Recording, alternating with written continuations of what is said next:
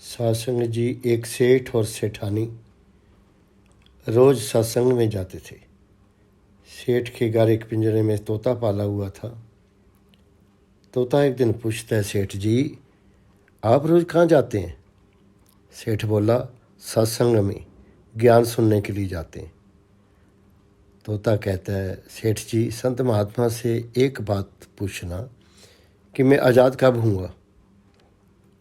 सेठ सत्संग खत्म होने के बाद संत से पूछता है, महाराज हमारे घर में जो तोता है उसने पूछा है कि वो आज़ाद कब होगा।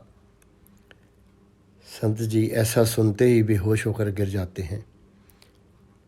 सेठ संत की हालत देखकर चुपचाप वहाँ से निकल जाता है।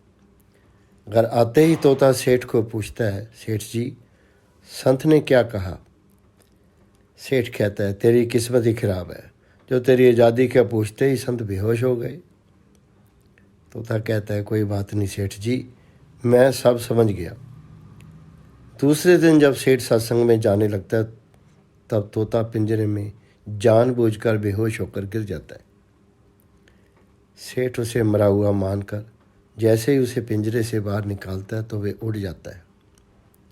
सत्संग जाते ही संत सेठ से पूछते हैं, कल आप उस तोते के बारे में पूछ रहे थे ना, अब वो कहाँ है?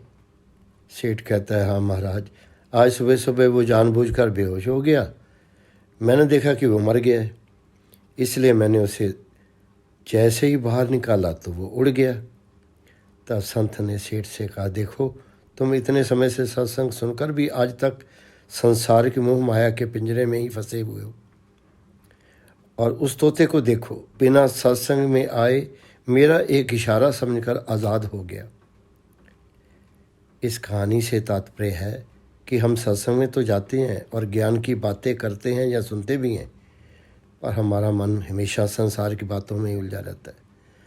सत्संग में भी हम सिर्फ उन बातों को ही पसंद करते हैं जिससे हमारा स्वार्थ सिद्ध होता है, जबकि सत्संग जाकर हमें सत्य को स्वीकार कर सभी बातों को महत्व देना चाहिए।